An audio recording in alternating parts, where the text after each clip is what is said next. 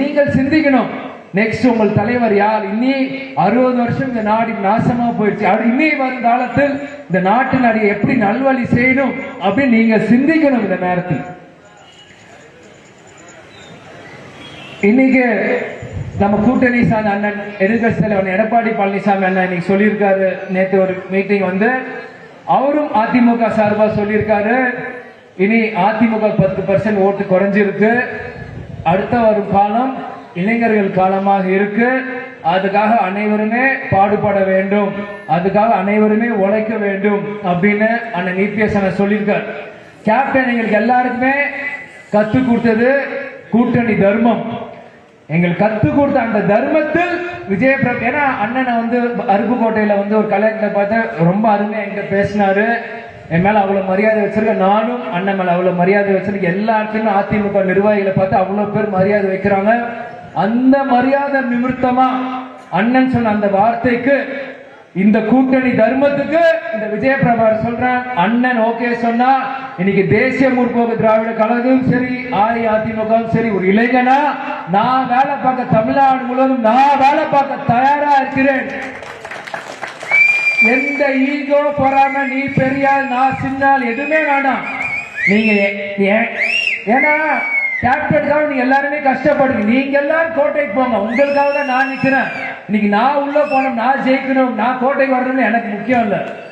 எங்க அப்பாக்காக, நம்ம கேப்டனுக்காக இத்தனை தொண்டர்கள் நீங்க உழைச்சிருக்கீங்களே, அந்நியாரோட சேர்ந்து நீங்க போங்க, உங்க பின்னாடி நான் நிக்கிறேன். உங்க நிழலா நான் வேலை பார்க்க தயாரா இருக்கிறேன்.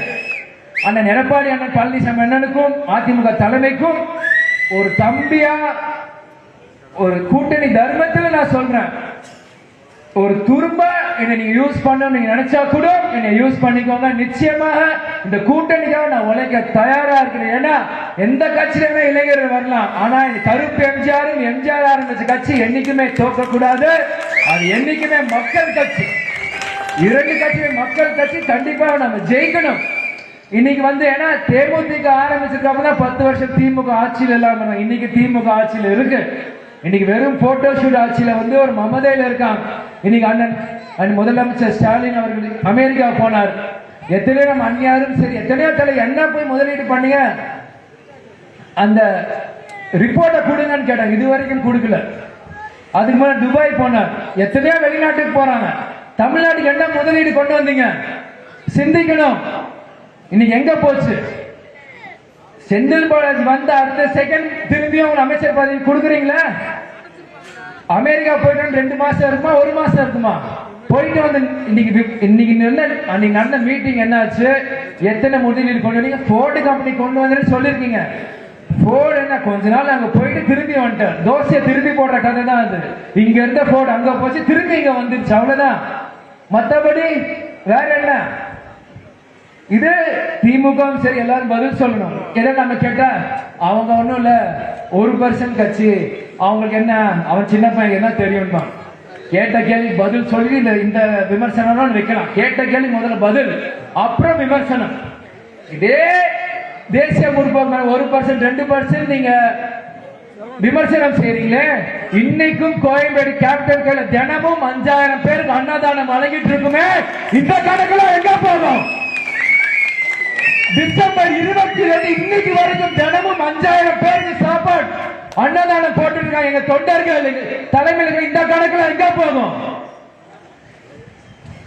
இதே திமுக அரசாங்கம் யாராச்சும் இன்னைக்கு அன்னதானம் பண்றாங்களா? 5 வருஷம் உள்ள போய்ப்பாங்க, தேர்தலால சுருட்டின பணத்தை வந்து மக்களுக்கு செலவு செய்வாங்க. இன்னைக்கு மக்களாக நீங்கள் தேசிய முற்போக்கு திராவிடர்கள் தூக்கி போட்டாலும் செவுத்துல அடிச்ச பந்து திரும்பி மக்கள் முன்னாடி வந்து நிற்போம். மக்களுக்காக குரல் கொடுப்போம், மக்களுக்காக கடைசி வரைக்கும் உழைப்போம். ஏன்னா இதுதான் எங்களுக்கு கேப்டன் சொல்லி கொடுத்திருக்காரு, இதேதான் எங்க கேப்டன் கத்து கொடுத்திருக்காரு.